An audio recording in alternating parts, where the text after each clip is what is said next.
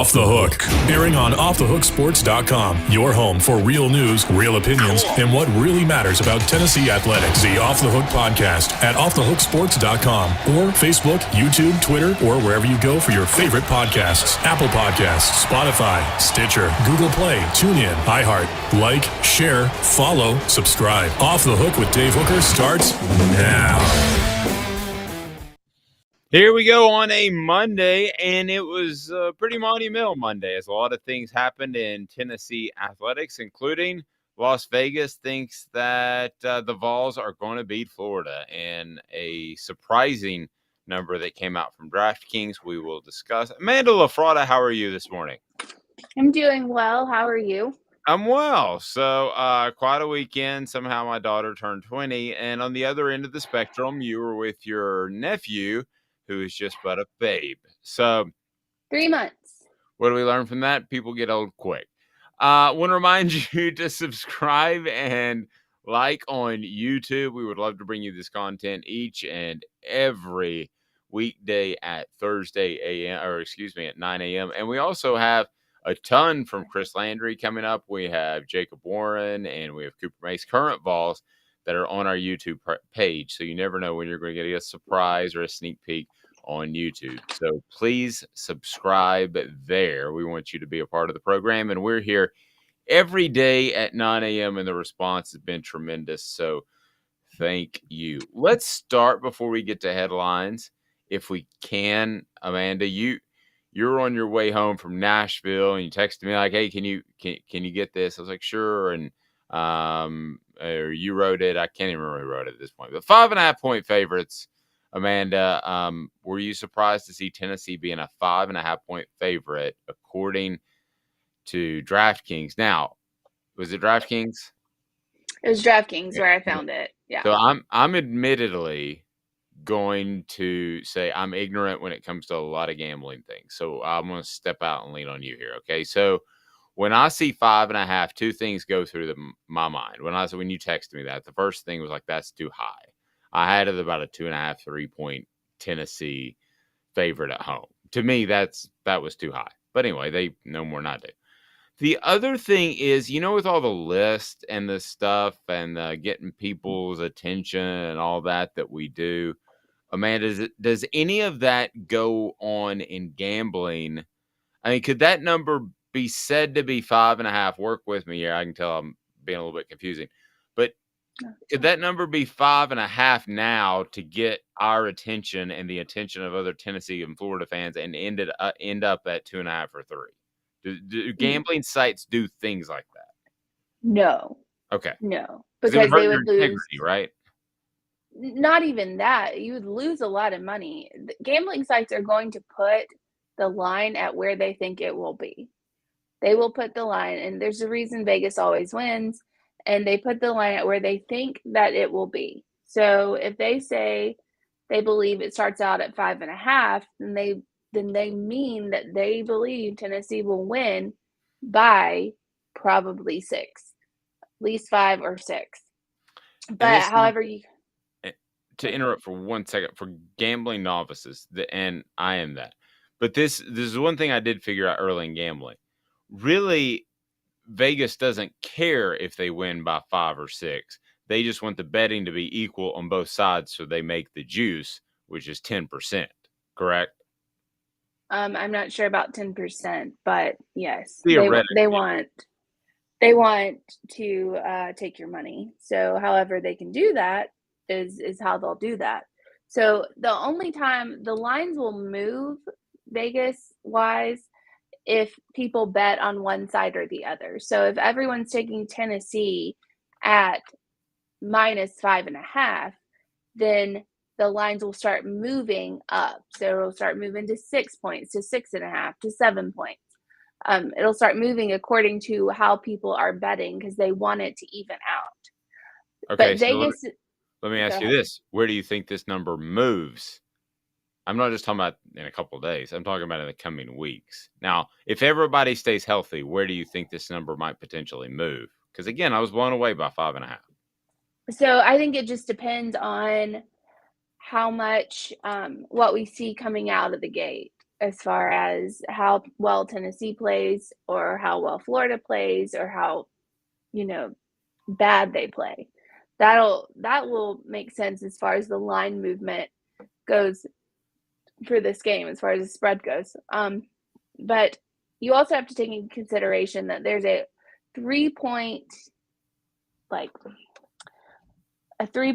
give to the home team. Right. So whereas you'll think Tennessee is a 2.5, 3-point favorite, at 5.5, Vegas will tend to agree with you. They just give 3 points to the home team. So really Tennessee is a 2.5-point favorite.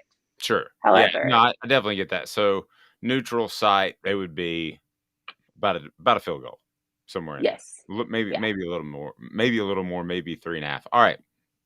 So today's tough question coming up on the program. Also, as I mentioned, Chris Landry will join us, our new Monday and Thursday guest. It gives you a great opportunity to go ahead and ask about your favorite team.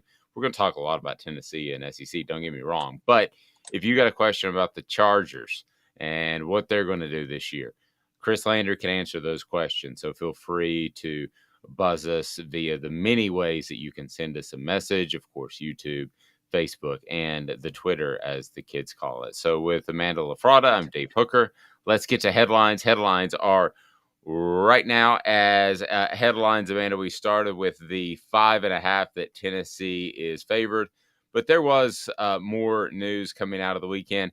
Tennessee hit the practice field over the weekend on Saturday and then on Sunday, as well as there will be a light day today and then a scrimmage tomorrow. And a lot of questions about that scrimmage heading into day one. Number one will be Darnell Wright. Is he at right tackle permanently now? I think we'll know that within the next 8 days, and who steps in at left tackle. Dylan Sampson, what type of running back is he? Justin Williams-Thomas is the bigger back that is expected to be, air quotes, the back. What happens with him? So, and then what do you do with Rue McCoy, who's still waiting on that judgment from the NCAA? I've seen these things drag on to game week. Now, this is 20 years ago, and this is a different NCAA and all that. But at some point, Amanda, you got to get frustrated if he's not been cleared when, and I think you'll agree with me, sometimes I don't know, but it sounds like something you might have said about a guy named Deshaun Watson. Now, this is way different, but in the court of public opinion for domestic assault, Brew McCoy, the court came out and said there will be no charges. So why is anybody holding up him to play football? I mean, at least with Watson, there were 20-some people. You could make that argument. But, Amanda, I don't know why Brew McCoy hasn't been cleared already based off everything that I've read. Because it's virtue signaling. What is you use that before online? I don't know what that means. What is virtue signaling? So virtue signaling is pretending to care about something that you really don't care about, pretending to have a strong stance one way or the other on either something you really don't care about or that you're not knowledgeable about, only to appear virtuous. Okay, so the Amanda Heard Johnny Depp thing. I thought that was yes. And by the way, Amber Heard. What's that? Amber. No, you said Amanda Heard. Same thing. Amber Heard. Good morning to you as well, Cameron. Yeah, Cade Mays was pretty close to being announced a starter last year. I don't know if it's game week, but it was close. And he was a transfer as well. So, so the Amber Heard Johnny Depp thing did nothing for me. So virtually, it just didn't, tickle my fancy. Some people it did. I know intelligent people that want to watch it every day. That's great. It just didn't do it for me. So if I were to say, get on the Twitter and use avatars and all this thing and say, darn it, whatever, the little graphics, the GIFs, the GIFs, the JPEGs. If I were to use all those things and say, by golly, that Johnny Depp has been wronged and I'm insulted and offended about it and angry, when really I didn't care at all, that would be virtue signaling, right? Well, we saw a lot of virtue signaling with that case, because people Yes. came out and supported Amber Heard, even to the point that they kicked Johnny Depp out of the Fantastic Beasts movies. They kicked They him also out. kicked him out of the Drunken Pirate movies too, didn't they? I don't know about that, but are they making those anymore? I hope Yeah, not. they There's were like about 15. that to me. Listen, you know more than I do probably about this, but that to me, I thought was the crux. He was just signed or getting ready to sign a $150 million contract for the Drunk Pirates of the Caribbean, and they were going to make like 3 more, and Disney backed out when the Amber I Heard. thought that was Fantastic Beasts, but maybe I'm wrong. I know I definitely could be wrong. Go ahead. But anywho, everyone came out in support of Amber Heard, how Johnny Depp was abusive and yada, yada, yada. And then everyone switched over once they realized that Amber Heard was actually the crazy one when it came out in court. So court of public opinion and court of law are completely different, and no one will ever, they'll never admit to being wrong either. They never will. Nah.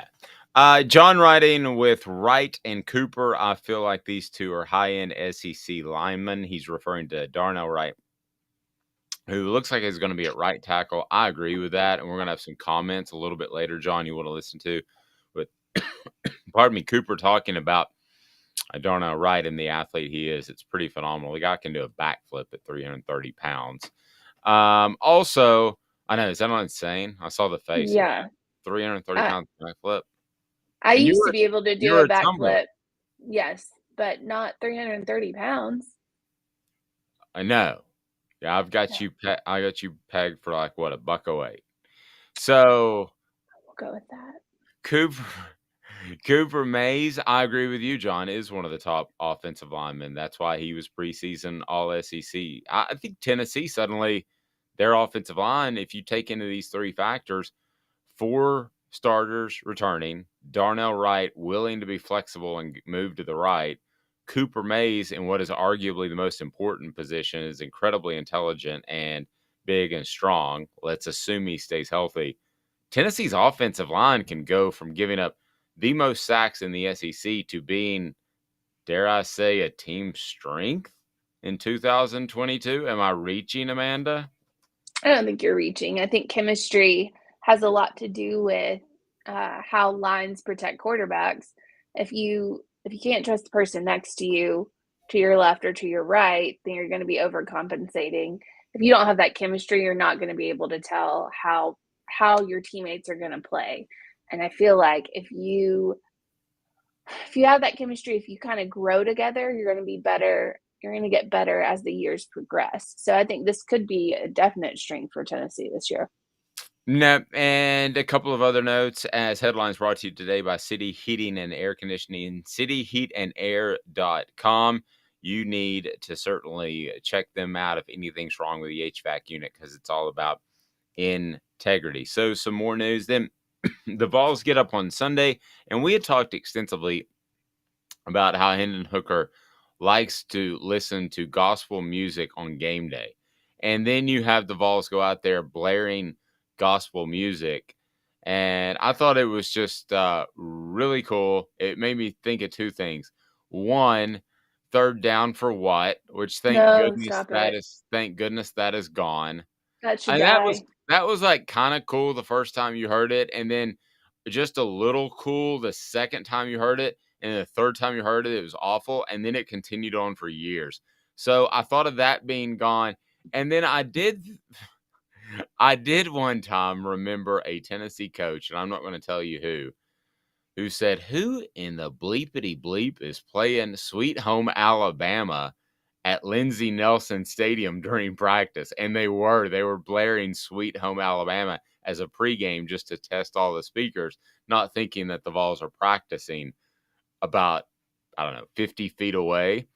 So those were my 2 moments that I came away from when I thought about that. But that was not me. I did not do that.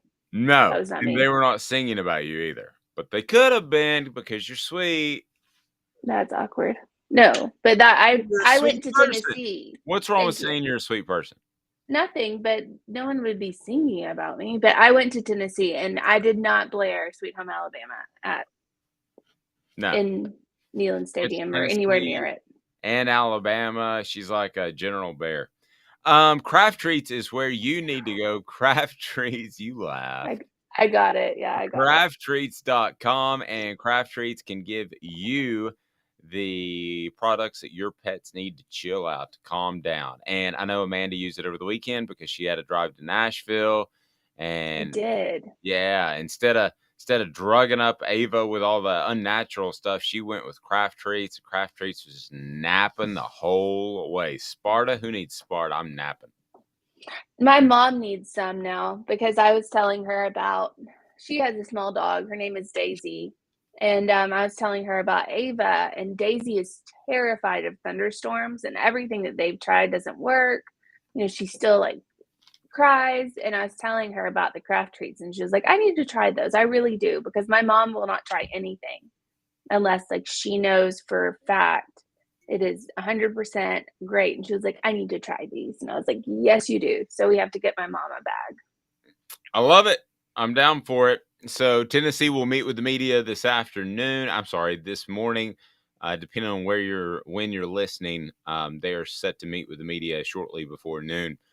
On Monday, we'll have coverage at offthehooksports.com. Some more national news that I wanted to touch base on.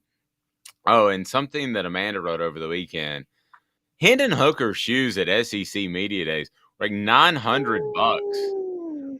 At least. Yeah, somebody close to me said those were like $1,000 shoes, and I thought they were totally kidding. But No. the rest of it, maybe is that the style now? The rest of it is just a clean, dark gray, black suit. It didn't see. Used to be they'd come in and you'd be wearing all your school colors, and I mean all your school colors. Like if you were Georgia, you'd wear a red suit, and it used to be all goofy like they still do in the NFL draft, but Hendon just rolled in there with a pair of $1,000 shoes and a regular old sport coat and looked like the cat's meow. I guarantee you that wasn't a regular old sport coat, because according Agreed. to Jacob Warren, Hendon is very into high fashion. And that's not unusual. People think, oh, he's into high fashion. No, that's actually not unusual for a lot of these athletes. But he had the Louboutins, the red bottoms. Is it Louis Vuitton or Louis Vuitton? No, Louis Vuitton is. Where's my purse? Louis Vuitton is like bags, and they do make shoes and stuff like that, but they're mainly known for their bags. It's the brown canvas, like leather mix thing that you see with the LVs. That's Louis Vuitton. Christian Louboutins are shoes, and they are known for the bottom of the shoe is red. So they're called red bottoms. And you'll know, and sometimes people call them bloody just because they're red on the bottom. But like Cardi B raps about them, so What was it, Tom Cruise? You said you had me at hello, you lost me at Louis. It's not. It's never Louis. It's Louboutin. It's not Louis. Okay. This happens every year. It's almost like a tradition. Is it almost not like a tradition in college football? Not necessarily college football, but athletics. Every once in a while, a dude says the N-word, and he shouldn't. And Lord, who did it this time? I know. Why do people do this? It makes no sense to me. So, it was Caleb Gundy. I don't know 100% that it's. I'm going to explain. I don't know 100% that it was the N-word, but he's been on Oklahoma's sidelines and is the longest tenured football coach in the Big 12. He resigned on Sunday night. And after reading off of a player's iPad in front of the whole team what he had written on his iPad, which included something that he found quite distasteful and thought the need to step away, which is probably the N-word. So just why? When you see that as a Caucasian person, why even go there? I have this conversation with my kids who will slip in a curse word. I'm like, it's just lazy, if nothing else. It's offensive, yes, but it's also just dumb, in this case, to use the N-word in any sort of public setting. In front of 45 players or however many he had in that grouping. That's just dumb. So he was reading something? Yes. He was reading something off of a player's iPad that had been shared on the big screen. And he read something. I mean, I don't 100% know that's the N word. That's the only thing that I can imagine that you would just get up and walk away from. So he picked up the player's iPad and read the whole words because he was being ignored in the meeting, essentially. So he picked up the player's iPad and he read what the player had on his iPad. And I'm So sure he didn't use it it didn't come from him like in a derogatory sense. He just said it as he read just something. read it off the iPad. So is that well, it's a resignable offense because he resigned, but is that a fireable offense? Apparently. I don't see this is my opinion, and again, I will go into the fact that I am like mixed race. I'm not, I've Asian, like my grandmother is 100% Korean. And so when I have to fill out things, I have to fill out 2 or more races. There's nothing in this world that someone could say to me or call me that's going to change my view on myself. Like, it's just not. Words are words, and they're just words. If you want to, if you want to die, I don't like I don't like it. I was gonna start with like cracker or something, play off the white things. That's not gonna. That's as far as I was gonna go. I wasn't gonna go any deeper and get myself in trouble. I didn't know that you were part Asian. Yeah, I'm a quarter Korean. Quarter Korean? Mhm. Wow. Yeah. Yep. That and a quarter in Korea will get you a cup of soup. What? A quarter in Korea? No, it won't. It won't. The egg drop soup is not Korean. I Okay. was trying. Anywho, but did you offend me by that? No. No. You're not gonna offend me. That's stupid. I don't get offended by stuff like that. However, and reading something, I feel is completely different than saying something out of malice. Does that make sense? Oh, yeah. I think like coming at somebody but to be hurtful. I think you would agree that we're to the point where you just probably should exclude that word if you're a Caucasian, right? I mean, probably that would be good. That's in your best interest. Yeah. However, I don't see the whole people getting, and I'm not saying this is an example. Well, this is an example, but people getting offended for every little thing it's driving me insane. It's driving me insane. Well, I'm not going to argue with you there because there's a lot of that. John saying Deion Sanders look good, feel good, play good. I use Hendon using Prime's example. Yeah, I can see something. Oh, yeah. All right, so Chris Landry is going to join us next, and as you grow with us, we certainly appreciate that. Those that listened, the numbers have been through the roof. So we're trying something new that Amanda is at best lukewarm on. Okay, but it's meant to enhance her brand and what she does on this show and the work that she puts into today's tough question. So, God willing, this element will run correctly as I rewired my whole studio. It is time for today's tough question. I'm not going to tell you who the sponsor is yet, just in case it doesn't work right. It's a good idea. Yeah, that is a good idea. Have you done your research? We're working like heck. Today's tough question. Wait a second. Real debate. You sipping my soup, eh? So we'll just start it all over and pretend that didn't happen. All right, here we go. We do our research. Have you done your research? We're working like heck. Today's tough question. What's the real debate? You sipping my soup, eh, Guadalupe? Exclusively on Off the Hook Sports with Dave Hooker and Amanda LaFratta. You drinking my sake, kimosabi? Oh, my God. There's 3 former Tennessee coaches in there, and I had another one at my disposal that I could have used. Thank you. All right, brick by brick. That was stupid. I saw that one, and that was way too easy. That was like low-hanging fruit. All right, so what do we got for today's tough question? A ton going on. So I was going to do the playoff of the Tennessee-Florida line set at 5.5. So either I was going to say, should it be less than 5.5, 5.5 exactly, or more than 5.5? I love it. Okay. It's gold, Jerry. Gold. At first, by the way, showcasing Gran Torino for a moment reminded me of when I was younger and used to go to their concerts. We have written permission by Gran Torino to use their music.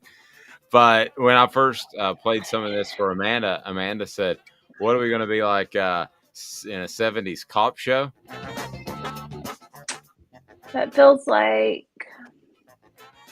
Oh, she's got the gun. Oh, are you Charlie's Angels? She's just shooting. Yeah, that's her shooting. Got it. Chris Landry is going to join us. Should we bring him back to some of the 70s music? It's hurtful. It's really not 70s. It's 90s. More after this. Chris Landry up next. We're back in just 2 minutes. Gary Viles here. I want to personally invite you to North Knoxville's newest sports bar and restaurant. It's Big Orange Phillies, located in Black Oak Center. And yes, folks, it's happening in Halls. Big Orange Phillies offers family-friendly environment with homemade meals and the best deli-style subs around. Billiards, darts, jukebox, shuffleboard, and cornhole, and a full bar. We also offer valet parking on weekends and during special events. We even have a covered back patio. It's happening at Big Orange Phillies. We want, we need, and we appreciate your business. Hi, Mike Davis here with City Heating and Air, reminding you to always dare to compare. Our team provides quality local heating and air service, installation, and maintenance across East Tennessee. We use only the best equipment like American Standard Heating and Air Conditioning for your residential, new construction, or commercial needs. Honesty, dependability, and customer satisfaction have been the cornerstones of our business since 1961. City Heat and Air. Dare to compare. This is Al's Dish Barbecue Supply, so come on in and see all the different rubs and sauces we have, plus a complete line of Green Mountain grills. Don't be overwhelmed. We have plenty of help so you can produce the best barbecue and amaze your family and friends. Barbecue is America's food. We'll do what we can to bring you all the best products. We're Al's Nest Barbecue, but Chattanooga goes to grill.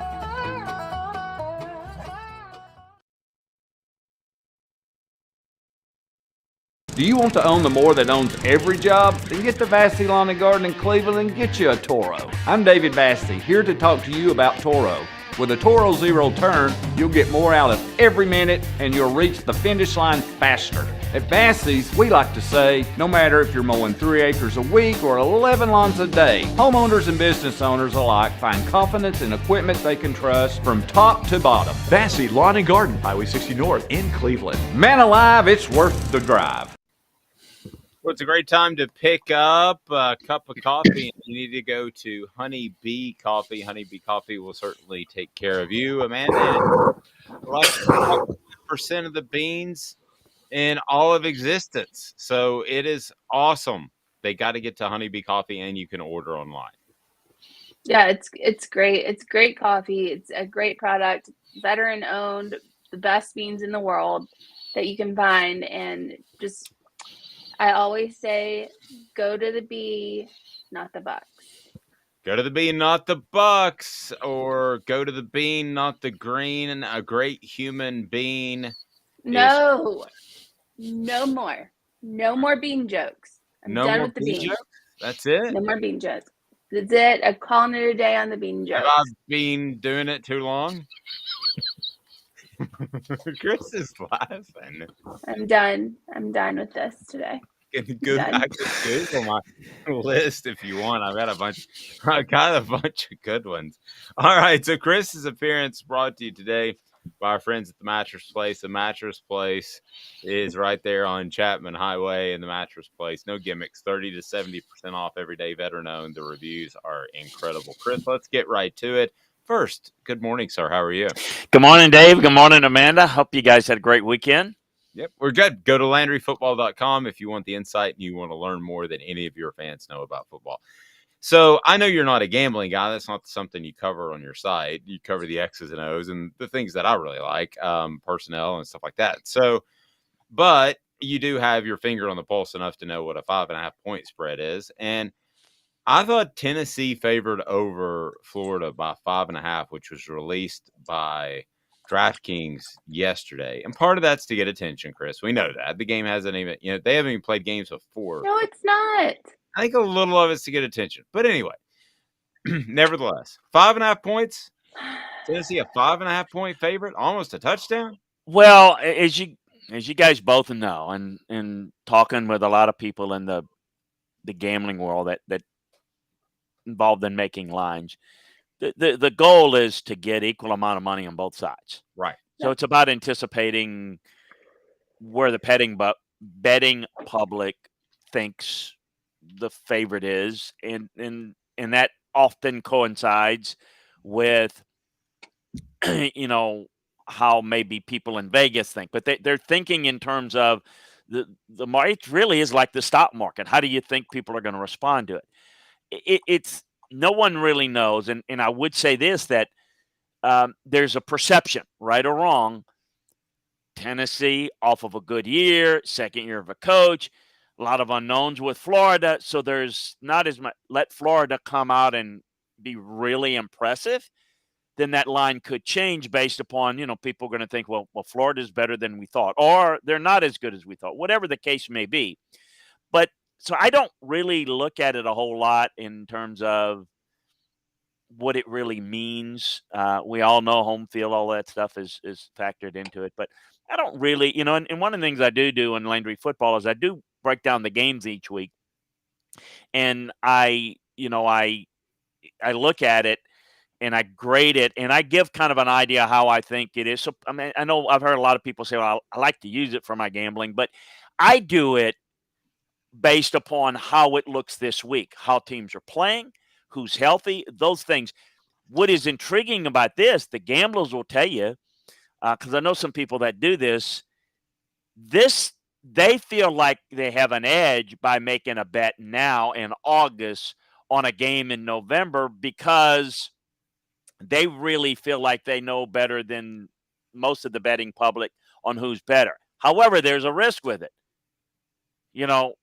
God forbid the starting quarterback on Team A or Team B goes down. All of a sudden, you just put your money in August on something that you look back and, mid-September, and you say, boy, I wouldn't have done that if I'd known that. So that's the thing about it, is that's why it's called gambling, right? And that's why the buildings are so big in Vegas. Yeah, I can give you a recent example. I mean, Alabama, I believe, still wins the national title if they don't lose the two of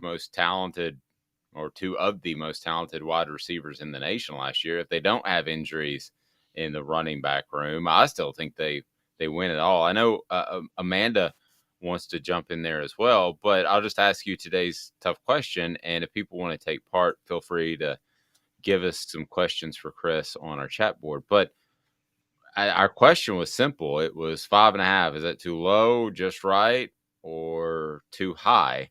Just looking at personnel, and if you even want to make this at a neutral site, Chris, who would you favor in this game? I think I'll say this. It would be closer than 5 points. To me, it would be maybe a 2 point right now. If I had to bet it, which I would not do for the reasons that I mentioned, no, I think it's closer than that. I think it's a toss-up game, which, 5.5 is a little high for me. I mean, if you told me I had to put $5 down on it one way or the other today, I'd just say, well, I'm going to put 5 on Florida and get 5.5 points, just because that's a lot of, now again, it's $5. So if it turns out that Florida's not quite as good and Richardson's injured, whatever, then obviously that $5 is not well spent. But fair enough. Amanda, I know you want to jump in there. Go right ahead. And if people have questions about Chris and their favorite team, you can get on board now, because I want to ask you about the Cowboys here in a second. All right, go, Amanda.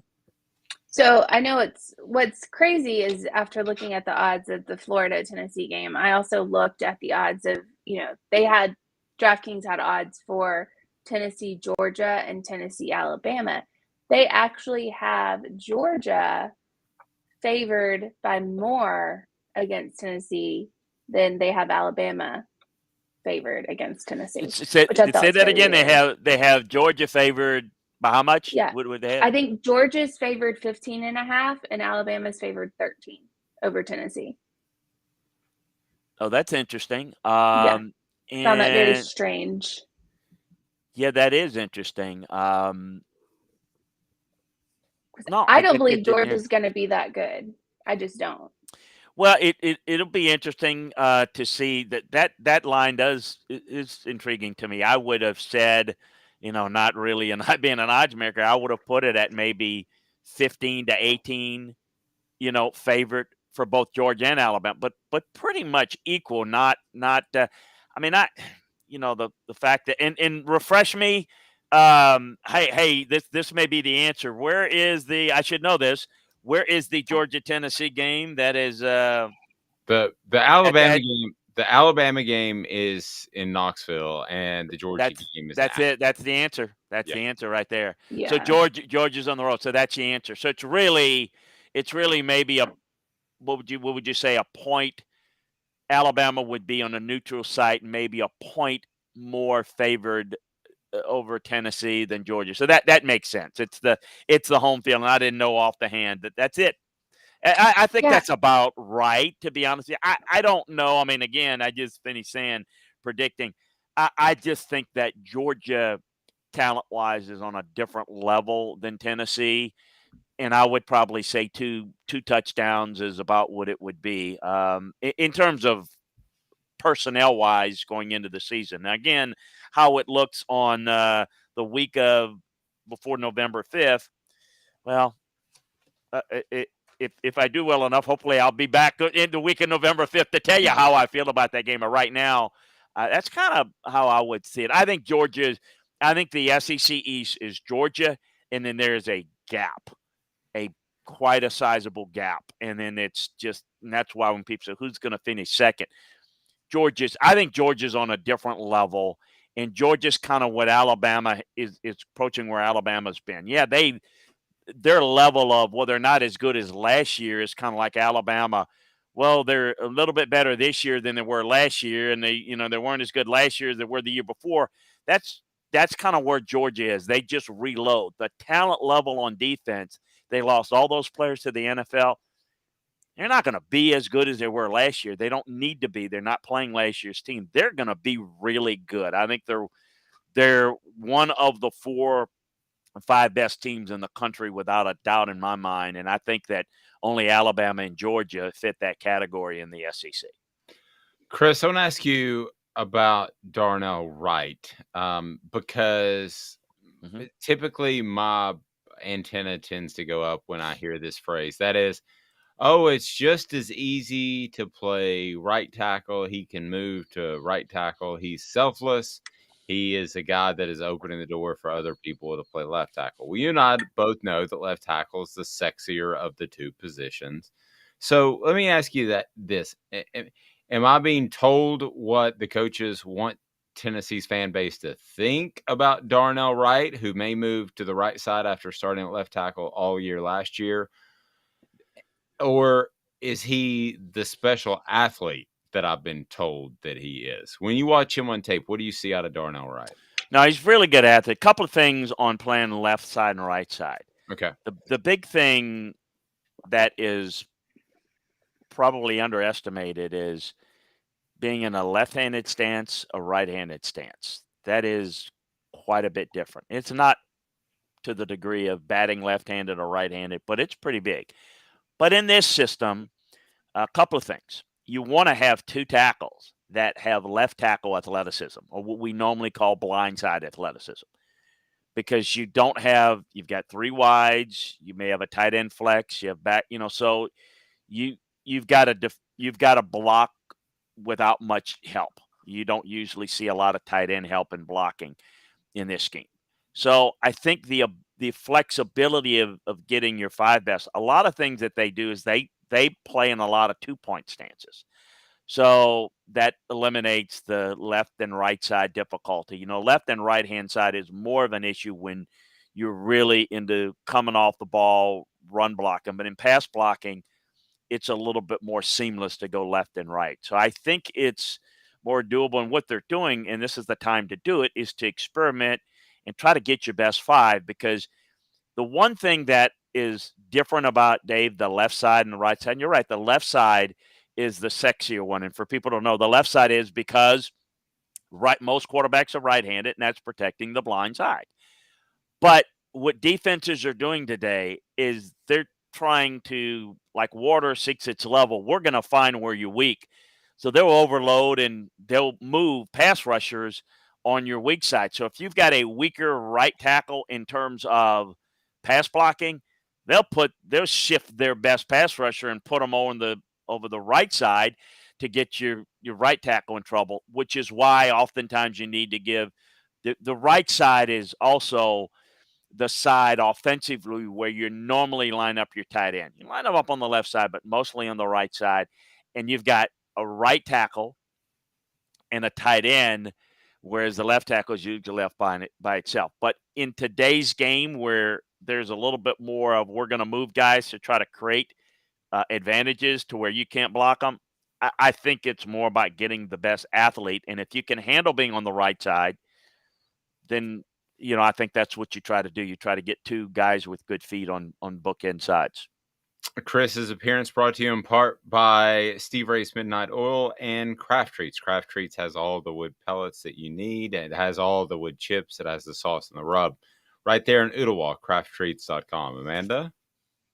So I'm just seeing a question by one of our listeners, and he says he lives near Memphis, and he's surrounded by delusional Ole Miss fans that think there'll be a 10-win season. How close or far off are they? Well, here's the thing about, and I always look at the how many games a team's going to win. Sometimes I look at a team and I say, and I do this in the NFL and college. So in college, you say, a team looks like a 9-win team. But if the schedule's a little weaker, 9 could easily become 10, or if it's tougher, 9 can become 8. And if you look at it, their schedule is pretty favorable. I mean, they're 4-0 without much difficulty. They've got Vanderbilt, that's 5, Auburn, which is gettable, 6. Yeah. I think if you look at it, you start there even with the losses, and the question marks that they have. There's a good record, but Kentucky's going to be a real interesting matchup because it's a difference in styles. LSU, maybe you're getting LSU at the right time, but it's on the road. A&M, you don't have to play. They don't have Georgia on the schedule. They do have Georgia Tech. So if you look at it, I mean, they're not beating Alabama. Arkansas is a challenge. Mississippi State's always that type of challenge. A&M's a challenge. So I don't think 10, but I think 9 is doable with this schedule. They look like, to me, an 8-4 type team with a 9-3 type schedule. 10 means that, in my opinion, that they're getting so bad. I thought last year they were really good, but I think they benefited. It beat an LSU team that was, in collapse. And again, maybe they get LSU this year, but on the road, I'm not so sure. That's going to be a challenge. And no, I'd say that they fall short of that, but their schedule's definitely favorable for a great start anyway. Chris Landry, LandryFootball.com. Again, his appearance brought to you in part by Allison's Barbecue. So check them out for your barbecue needs. Let me ask you a question, because Amanda and I had a bit of a debate a couple weeks ago on this, because I said something that I think kind of rubbed her the wrong way, and that was, I agree with Amanda. No, I'm just kidding. Exactly. Thank you. I said that I thought that there is a glass ceiling at a couple of schools. And I can't remember, because I've said it about 2 with Amanda. One was South Carolina, one was Ole Miss. I can't remember which one I was referring to. But how many schools out there, Chris, do you think believe that they can win an SEC title? And how many schools actually can? So we know there's the Vanderbilts and the Missouris that can't, right? And then we know I don't think they believe they can. Okay, well, they just can't. So, except Clark Lee, we expect to get Vanderbilt to the best program in the country. Yes. That was one of those things that you say, dude, I mean, come on. Oh, man. You can oversell. Yeah, you can oversell it. Yeah, you want to As bless you. somebody that's been in sales, you want to level set expectations. You don't want to go in and say you're going to be the greatest thing since French bread. Somebody suggested Kentucky. But let me ask you this, Chris. So who are the programs, and Amanda's right, they don't believe that they can actually compete. But who are the programs right now that you believe their fan bases think they can actually win a SEC championship that probably can't? Well, okay, in the SEC, right? Yes, just the SEC. Okay. Well, first of all, Alabama can. Let's start this way if we could. Okay. Who can? Let's look at history. If you think about blue blood programs outside of Florida State and Miami, which historically, now I'm old, younger people, man, will know Florida State and Miami to be really, really good. Well, they only got good in the late 70s, early 80s. And there's a reason for that. Florida was not a program that was, they were nothing. I remember Bear Bryant back in the day said, if they ever get the right guy over there, we're all playing for second. And so Florida schools are a little bit of the anomaly because of the population boom in the 70s and 80s and so forth. Think about it. Name me the non-traditional football school that has won a national title. It doesn't happen. College football is the most, chalky, high echelon, only a few schools can win it. Florida, I'm going to go in the East. Florida, Georgia, and Tennessee. They've won national titles. The others haven't. South Carolina's won one conference title in their history. 1969 in the ACC with Coach Paul Dietzel. You're not winning a title at South Carolina. You're not winning a national title at Kentucky in football. You're not winning an advantage. It's not going to happen in the West. Look, we know what Alabama is. LSU's done it.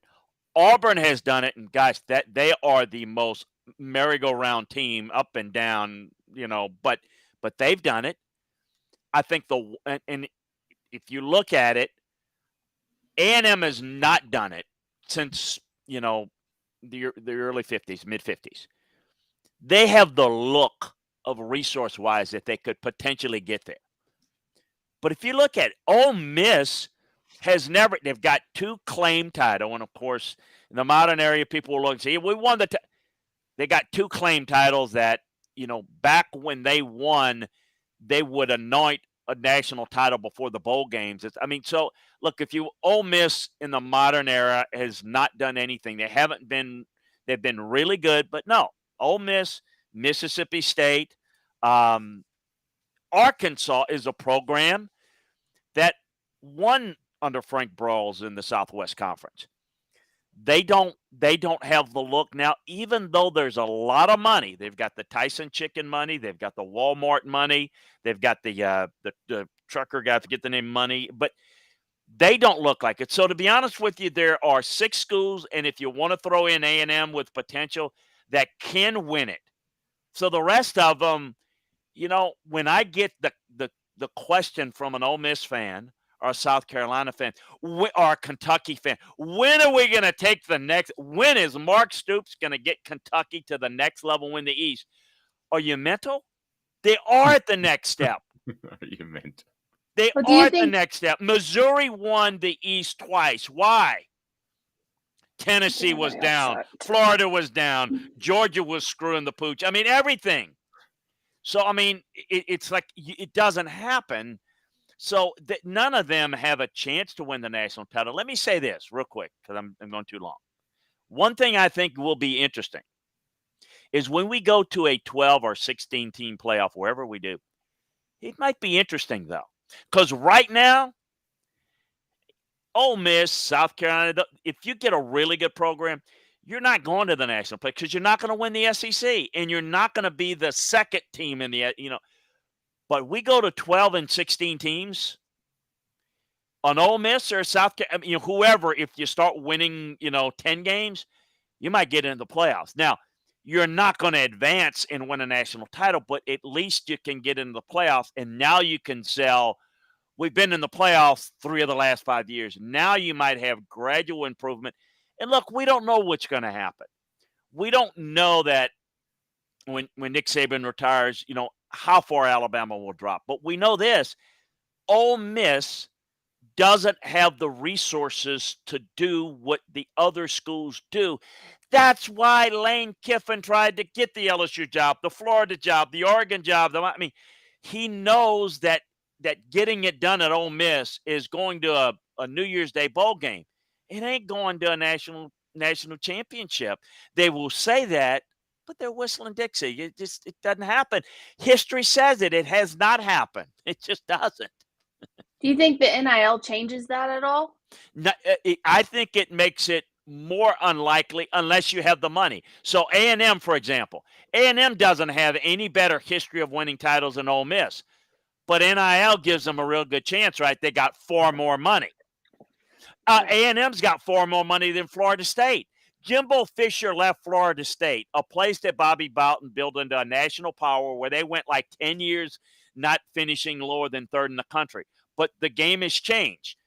Jimbo left because he wasn't getting as much money for the program. Their fundraising wasn't as good. They've gotten it better, but they're so far behind a Clemson, for example, in the conference. That's why they've slipped. Well, A&M could spend that type of money. So whether it's Jimbo or somebody, that can make it change, Amanda. But if you're Ole Miss, South Carolina, what could make it change is if you have boosters that can spend enough money to make you a power in the future, even though you haven't been a power in the past. But do you have that? Well, Ole Miss doesn't have that. So if they can match money, sure, it could change. Oregon's a perfect example. I mean, Phil Knight, they can spend as much money as any. Will they? Don't look. Vanderbilt has as much money as anybody. They could outspend anybody. They're not going to spend it on football or on athletics. But so do you have the money and are you willing to spend it? The budget for, this is why, listen to Lane for an Ole Miss fan. Listen to why Lane Kiffin makes the comments about, he doesn't like the NIL. He would love the NIL if it was at Texas A&M. He hates it now. Why? Because it's an uphill battle. So I think it can change it, Amanda, but change it for whom? It really, Right. The rich are going to get richer. Alabama's they can spend the money. And I think Alabama can separate even from an LSU because the NIL money at an LSU is not going to be the same at Alabama, not going to be the same at A&M. So I think it really depends on where you are. Chris, great stuff as always. LandryFootball.com. You will learn more about football than all of your friends and more than you could ever have possibly dreamed. Chris, we will talk to you soon. We'll talk to you Thursday, as a matter of fact, as we're getting close. Camps continue, so we'll break down Tennessee's scrimmage that's going to be on Tuesday night, so we'll get your thoughts on who stood out. Great stuff, Chris. We will talk to you soon. Have a fantastic Monday. Hey, thanks. You guys have a great Monday. Thanks, Appreciate Chris. you. Take Chris care. Landry. Bye-bye. And Danny nice enough to say that good morning, Dave, and a special good morning to Amanda. That was sweet. Good morning. That's very sweet. Thank you. And then Good said morning. Amanda is 100% cute. My nephew is 100% cute. Amanda's cuteness brought to you by Pedigo Chattanooga, a locally owned store where you'll be treated like family. The region's foremost electric bike experts, they put their hearts into helping you find the perfect electric bike and get the most out of it for many years to come, and they've got service. And Amanda, for the first time, gosh, I've known you for like almost 20 years, and I think she's blushing. You've not known me for 20 years. 10, 8. 10, that's not 20. Yeah, and she's blushing for the first time in a decade. It's very nice. I'm sorry. I think it's very nice. Don't get meek on me. Look at I'm you. not. Back in 2 minutes. It's Gary Viles here, Viles Automotive on Callahan Drive. I've been selling cars here in East Tennessee for 27 years. In that time, I've come to realize it's not about the car. It's about you, the customer. So I'm here to take care of you just like family. Good credit, bad credit, you name it, we can get you taken care of. If we don't have it, we can find it for you. We go across the country to get any vehicle that you want. And here at Viles Automotive, we don't believe in fake numbers. We just give you great deals. And as always, we want, we need, and we appreciate your business. Do you want to own the more that owns every job? Then get to Vassey Lawn and Garden in Cleveland and get you a Toro. I'm David Vassey, here to talk to you about Toro. With a Toro Zero Turn, you'll get more out of every minute and you'll reach the finish line faster. At Bassey's, we like to say, no matter if you're mowing 3 acres a week or 11 lawns a day, homeowners and business owners alike find confidence in equipment they can trust from top to bottom. Bassey Lawn and Garden, Highway 60 North in Cleveland. Man alive, it's worth the drive. This is Steve Rain. I own the Midnight Oil and Michelin Tire Direct service station here in Ottawa. It's not a fancy place, never has been, but it's a clean place with clean restrooms and good folks who work here. We sell gas and fix cars, nothing glamorous, but we love what we do, and we're going to keep doing it for a long time to come. There's not many real service stations left, and that's a shame. We're the guys just like the guys back in your hometown. We'll fix your tire, change your oil, and put a new set of Michelins on your car. If you want a Twinkie, you'll just have to keep on going. Thanks for the business.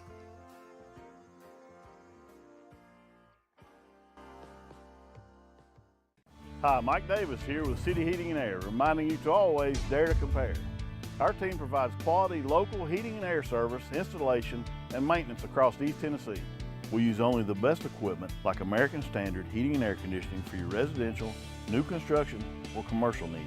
Honesty, dependability, and customer satisfaction have been the cornerstones of our business since 1961.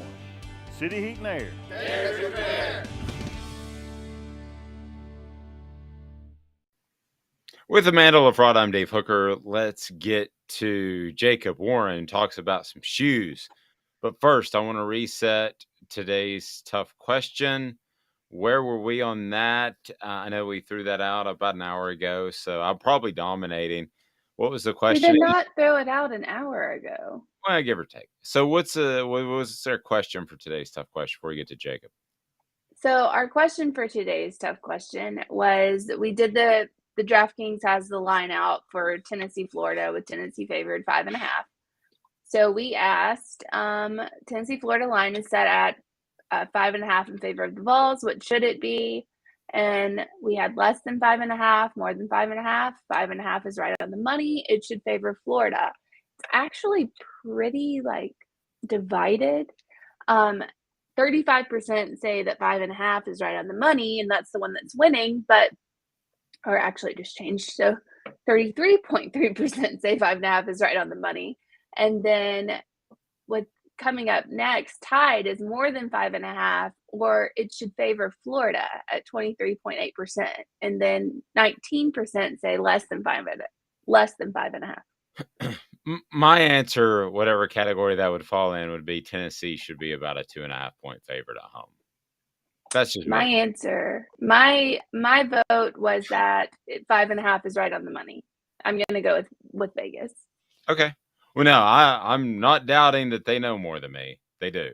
But if you would have asked me yesterday before you told me the number was out, what do I think the number will be?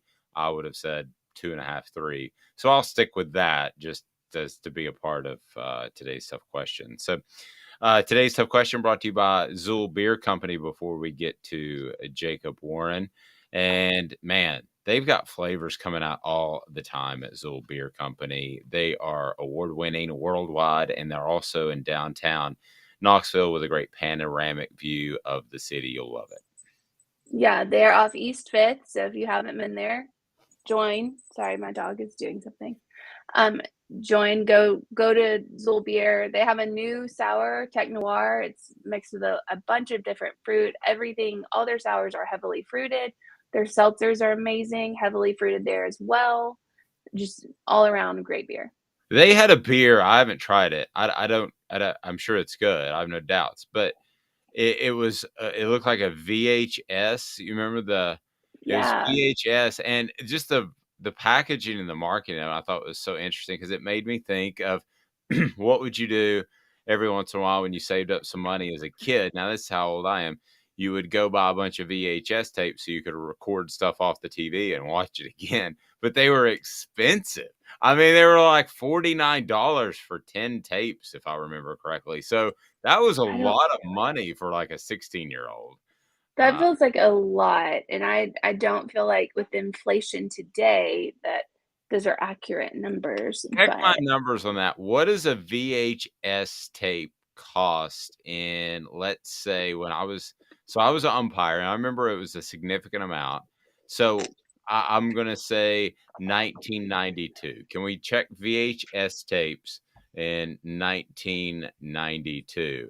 So let's get to now. We're got a debate. I'm checking.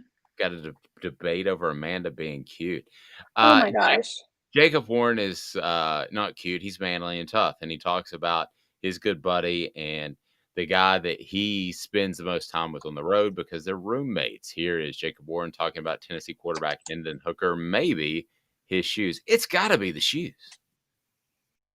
I guess a little bit about him, and everybody kind of knows a little bit, but Hendon's super big into like fashion and streetwear, sneakers, designer, like all that stuff. And I think one thing that's kind of cool with our bond, our connection, is we talk a lot about sneakers. Like, obviously, you guys can see them behind me a little bit. Like, that's just a few of them. But like we talk about sneakers, we talk about clothes, we talk about releases, we talk about all this different type of stuff. And he knows a lot about it, and he's really interested in it. So that's one thing I enjoy. But I think just him as a guy, like, very easy to talk to, very easygoing. I don't know, when asked if I guess think about a story, I can't really think of like a specific time, but like I vividly remember and I appreciate the fact that we were roommates in our hotels, like on the road and stuff, and when we're in town before the games.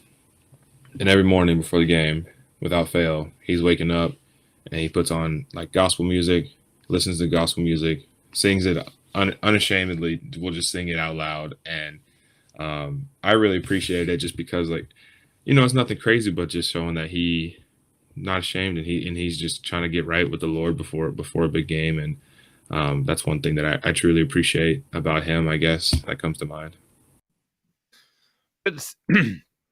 Good stuff. And I'm kind of waiting for somebody to say, hey, you guys are being Bible thumpers and talking about playing gospel music and all that sort of thing. But regardless of what I believe, I mean, I happen to be Christian, but regardless of what I believe, I find it refreshing, Amanda, that they believe in, that everybody believes in something after what our country's been through. For a 19, 20, 21-year-old to have a little bit of faith when they had to spend a good part of their college or high school years sitting staring at a computer screen because of COVID. I mean, I just believe in anything. I mean, slight exaggeration, but have a belief system in place, and I think you'll have a better life. And I'm happy for those players. Happens to be Christian, happens what we believe, but it doesn't affect how I address it from day to day. They were the ones playing Christian music on Sunday, and I thought it was pretty cool. I like the fact that, I mean, despite what you believe in, at least these players who have been told since they were like probably 10 that they're the best thing that's ever walked the earth in football, because you know they had to be to get where they are, that they're gods and, you know, in their own right. For someone like Hendon Hooker, who is in the spotlight all the time and starting at a Division I school like Tennessee in the SEC, for him to have something else, have some other kind of faith in something else besides himself, I think is really speaks a lot to his character and to the people that raised him, honestly. Agreed. I want to take and the guy, I talked to him at SEC Media Days. He didn't talk about being a professional football player. He talked about how he wanted to be a guy that teaches football and is able to lead the people to the Lord through football. I mean, I don't think you come in and say that unless you truly believe it. D. Blair says that shows self-confidence and conviction. Young people are often ostracized for their beliefs today. I couldn't put it in better words myself. As a matter of fact, D. Blair might steal that and write something about that today. It just might happen. So that's a perfect way of putting it. All right. So do you want to get to, I do mean that is nice. You don't think that's nice? No, I did. I said that's nice. Oh, yeah, okay. that would be a good thing to write about. I do want to answer your question though about the VHS tapes, Mr. $49 for a pack. Okay, I'm gonna get ready. Let me say one thing. Be sure we did our research. You do your research, And 80% of the people that watch this video are not subscribed. So just stop what you're doing. Click the subscribe button and the like button right now, and we'll bring you this content and more. But this in particular show every day at 9 o'clock. I'm sorry, Amanda. Go ahead. Eastern. Fine. And thank you for the people who have subscribed, because we've skyrocketed. I think it's So safe it's to been say really it's gone maybe better than even I dreamed, and I tend to be overly optimistic. Yeah, So and you do. Okay. So this is in the late 80s. The late 80s. So this is late not 80s. Okay. How much does a 10-pack of VHS tapes cost? I'm going to go with $49.99. You're not even close. Oh, no. Not even close. No. So if you just bought one, it was $2.99. Well, I'm kind of close. No, you're not. No, I'm not. And then if you bought them in bundles, that ranges from 3, 5, or 10. They range from $10 to $25 at the highest for the high quality stuff. It was $25 for 10. So calm down. Okay, is anybody old enough $50. that's listening right now, and if you are, there might be a prize in it for you, that remembers what happened before Blockbuster and the mom and pops? Does anybody remember this? So the electronics store, when I was like 14, 15, now we're talking about the Circuit Cities of the world. There was another one that's next to McKay's on Kingston Pike. I can't remember the name of it. So what you would do, Amanda, this is how it worked. You would go in, and JL asked if you could check the beta prices. I'd appreciate that. But you would go in, Amanda. First, you'd have to join a club like it's a gym, okay? And it's not nearly as awesome as the Sports Barn, which is the premier gym here in Chattanooga. So you need to check out the Sports Barn. Great rates. They'll take care of you all the time. Okay. But you would have to join this VHS or beta club. You could choose, JL, between beta or VHS. So you choose between the two. It was like $99 to be in the club, and then another $19 to rent the video, which was fairly new release. Seems like it was a little quicker than it is now when they get released on streaming, but still, it's a 2-month-old movie. It just, at the end of the day, you were committing about $250, $300 to being able to see movies. That's how incredible it was back then. And people lined up to pay it, and they had no problem.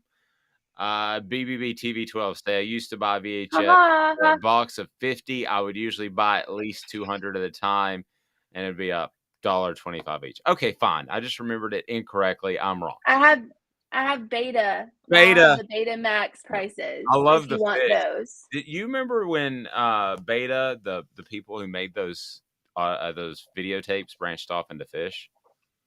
I have no idea what you're talking Beta's about. the little Beta fish. Joking, they were around before Beta. Go ahead. Okay. So in 1980, the L250, which was it's an hour and a half tape, was $12.95. The L500, which is a 3-hour tape, I'm pretty sure we can all do the math now, was $16.95, and the L750 was $20.95. The information that you just can't get anywhere else, brought to you by Big Orange Phillies, because you can't get that food anywhere else at Big Orange Phillies. It is in the heart of Halls, a Maynardville Pike. It is easy to find.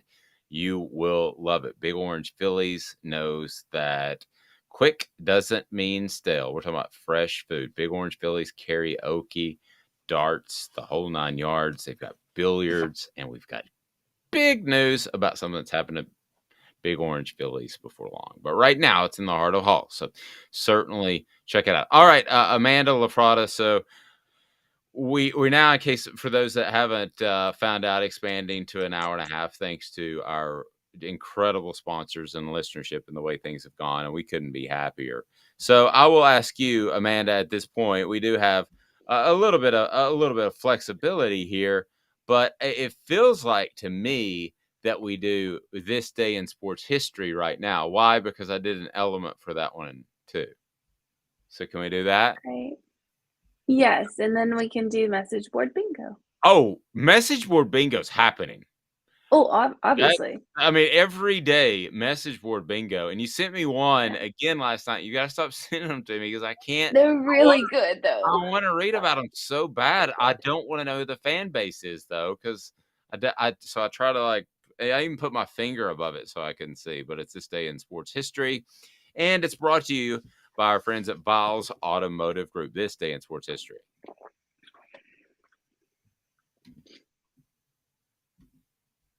Sometimes it even plays, Amanda. That's when it's more exciting. This day Yeah, I was in waiting. sports history, putting things in perspective, exclusively on Off the Hook Sports with Dave Hooker. You're so old. When you were a kid, rainbows were black and white. And Amanda LaFratta. New Kids on the Block just called. They wanted you as a backup dancer. Backup dancer. You could be a backup dancer for New Kids on the Block. I wouldn't have been very good if I were, 3. What's that kid doing? She's jamming. This day in sports history brought to you by Viles Automotive Group. It is right there in downtown Powell on Callahan. Viles Automotive Group has the selection, the service, everything you need. Viles Automotive Group. So Amanda LaFratta, this day in sports history, we did miss a couple of good ones recently because the website we work with kind of releases them at different times, just to be real honest with you. But the one we missed on Friday was when Robin Ventura decided that it would be a good idea to run out to the mound, and this guy named Nolan Ryan was pitching. And usually that's shoving and fake punching and all that stuff. But this turned into Nolan Ryan taking Robin Ventura into a headlock and punching him in the face multiple times, which, let's just say, did not go well for Robin Ventura. I don't know what he did after that. I don't know how his face felt, but probably not great. I can tell you one thing. Everybody looked at him different from that point forward because he just ran out to the mound like some kind of Billy Bad, you know what, and got his rear beat by a 45-year-old man at the time. But anyway, this day in sports history today is what, Amanda? What? This day in sports history is what? What do we have? I thought you had something for us. No, I have message board bingo. I don't have sports. Oh, sports so we're not history is all you. Oh, okay. Well, let's go to message board bingo then. I was so confused for a second. No, I'm going to go ahead and do this day in sports history since I said it would. So this day in sports history, let's take a look. All right. So I also saw have you noticed that whoever runs this day in sports history absolutely has Pete Rose on almost every day because he does something this time of year. And I think there might be an agenda there to get him in the Hall of Fame, but that's just me. And you think he should be, and I think he should not, correct? I think he should be. Hall of Fame. Okay. Well, we can agree to disagree. I think we're both smart people. So this day in sports history, what happened and was it exciting? A little bit of slim pickings. The New York Yankees honor Casey Stengel, who retired his number 37. And this day in sports history, the Texas Rangers turned their first triple play. And Olympic gold, Russell, I know you're questioning this, Russell Courts of New Zealand wins the Finn class sailing gold medal. So you were on the edge of your seat for that, Amanda. So I'll bring you that. Yeah. Johnny Bench hit 327 hits as a catcher. And there's our Pete Rose. He begins a 5-month prison term at Marion Federal Prison Camp. That was a complete accident. I did not know that I was going to scroll down and he was going to be in prison. Why did he go to prison? I can't even remember that. Who you asking? I don't know. I don't know. All right, Amanda. So that's this day in sports history.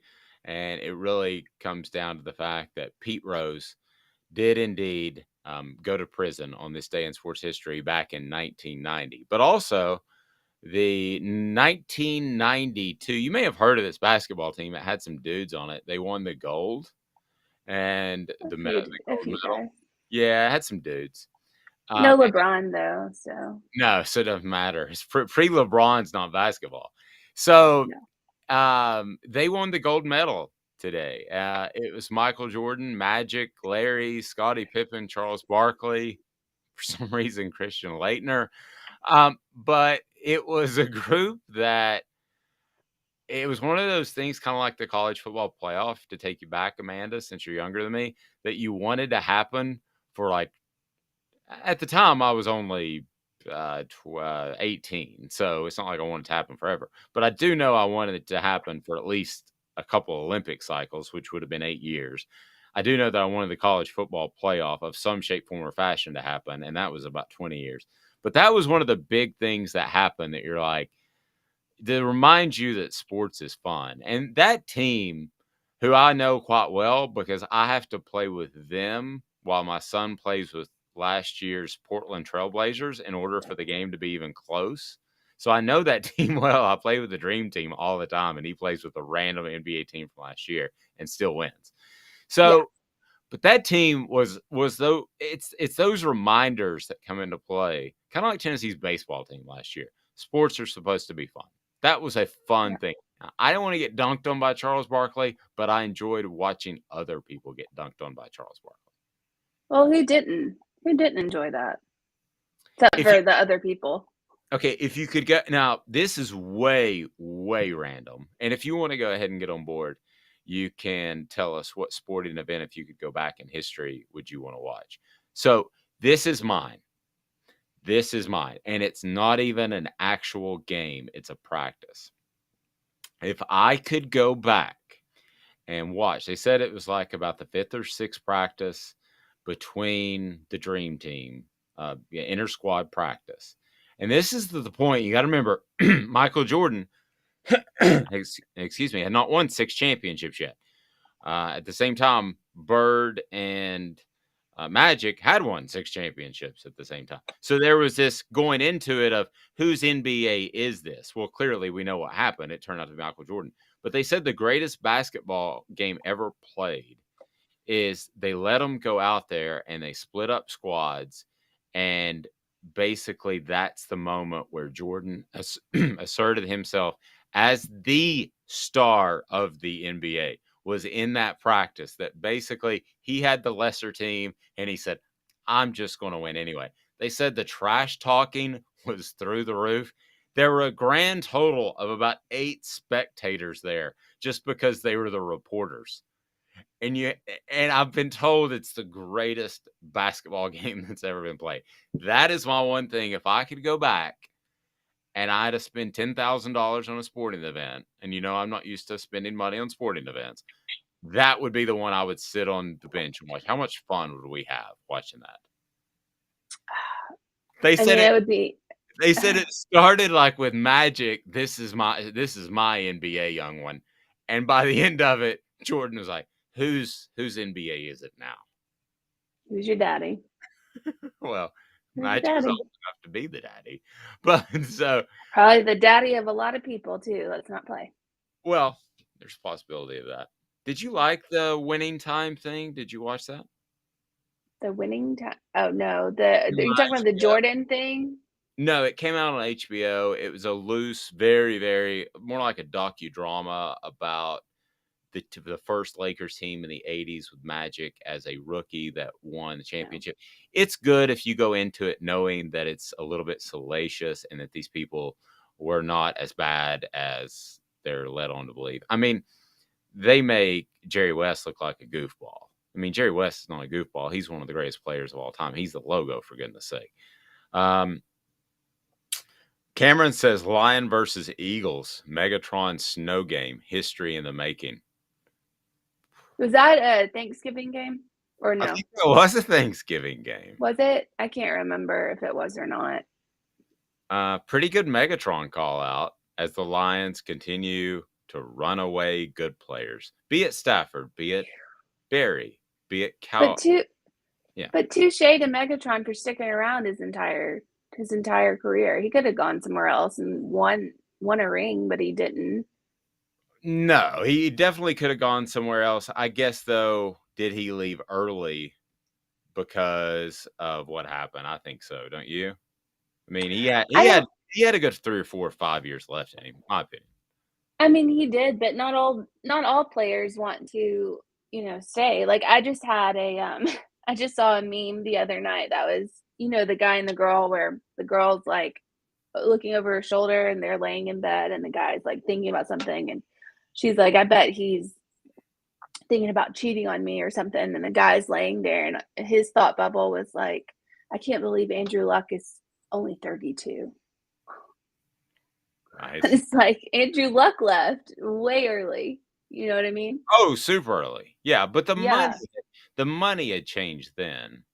Like when Barry Sanders left, he was rich, but was he wealthy, like change his great grandkids' money? I don't know. But at least when your guy left. Okay, it's not my guy. It's not my guy. It's the greatest impression. And you brought him up a couple of times, so I thought maybe you were fond of him. No, I'm not fond of him. I'm just using him as an example. Ask me something and I will respond. I got a better idea. Message board bingo is now, and I'm going to do it as Andrew Luck. Please don't. Okay, well then just ask me a question about football. Well, you can't do it as Andrew Luck because Andrew Luck would get all of them correct because he went to Stanford. Are you saying that Andrew Luck's smarter, maybe more athletic than me? I'm just saying that's a possibility that we need to consider. Let's go to message board bingo. Okay. That is now message board bingo. We don't have our official bed for that. We're gonna have an awesome Gran Torino band in a bed in from that band, but we don't have that yet. So do you want me to go with one of our other music beds that I know you love? This would be called hip. Now this is not bad. You don't hate this. You're kind of into this. What would give you that impression? It's the look. It's just you're giving me the look for those listening on video that you're kind of like, hey, Dave, I'm really digging this vibe. Look, you are so lucky that you found your wife when you did, because if a girl is giving you the look that I just gave you, she is not approachable. Nope, not interested. Just about not interested. It's about persistence. All right, so message board bingo. What fan base looks the dumbest on August the 8th? Shoot. Okay. I will give you a short one to start out with. Okay. So this fan says, Saban was promising, BK is proven. BK Saban. Okay, Saban was. Now, Saban was promising when he went to LSU. He was proven when he went to Alabama. He was going to win championships at Alabama. I knew that. I didn't know it would be as many as he did. BK. Brian Kelly. It's an LSU fan. Oh, Andrew Luck. Good for you. There we go. Take the. No, you didn't do it in Andrew Luck's voice, so you was. Okay, so Utah is okay, I'm gonna read it like it said. Utah is a part of the United States, and I love the United States, but on September 3rd, Utah might as well be China. So that is September 3rd. That is BYU. No, I'm gonna finish this. On September 3rd, 4 asterisks, Utah. They said 5 asterisks, but I think they mean 4. That is all. If you do not agree, I don't give an F. Write your Congress pronoun of your choice. So you guess BYU. Well, no, I want another guess now that. No, that's your fault. Andrew Luck would have never jumped the gun. I'm going to go out on a limb and just say it's Florida. It is Florida. Because they play on September 3rd. Exactly. Right. I knew you were going to look it up, you little turd. I didn't yesterday on Rutgers, and that was awesome. All right, so I'm 1-1. Okay. So did you see the fan base of the one I sent you? I didn't. Okay, I'm going to read it then. I'm going to read it out loud, and I'm going to let you guess, but mainly because I want to read this out loud. Okay. Arch Manning info from a friend who is a well-connected coach. Just passing this along for conversation. Not sure it is all correct, but the coach friend of mine knows everybody in football. Ole Miss boosters called Archie and offered $15 million for Arch. Don't know why they would call Archie, but that's fine. I know he went there, clearly, but wouldn't you call Cooper? Anyway, Archie told them Peyton cannot stand Lane Kiffin because of his days at Tennessee, and that Peyton said he would give Arch the $15 million not to go to Ole Miss. Okay. Georgia offered Arch $11 million, and Eli and Archie liked Georgia because of Matt Luke. Okay. All right. So I gotta finish it. Okay, keep going. The funny part is Okay. that all this could have happened, but there is no way of knowing unless it's a Manning that it did happen. So it's Yes. totally Okay. Go ahead. I gotta keep going. Texas got Arch for $12 million, but the family says that the recruitment is really not over yet. And if you remember when Arch committed to Texas, Kirby Smart said something like, "This is not over yet. This coach has given me solid info before. Could just be all talk, but thought it was interesting. And if Arch does flip, it might be an interesting afterthought." Who would that be? Okay, who is in the final running? I will say that that's a Georgia fan. Texas A&M. Texas A&M. I think they are right behind Ohio State and just the craziest stuff I've ever read. Interesting. Like, Well, tomorrow on the program, we are going to have a breakdown of your Florida Gators for those Florida fans out there and why Tennessee's a 5.5-point favorite. Also, as we do each and every day, we'll have today's tough question. We'll have message board bingo. We got it all going on. So have a fantastic day, everyone, for the, what was it she was called again? Let me see. For the 100% cute Amanda LaFratta, I'm Dave Hooker. Have a fantastic day, everyone. This is a production of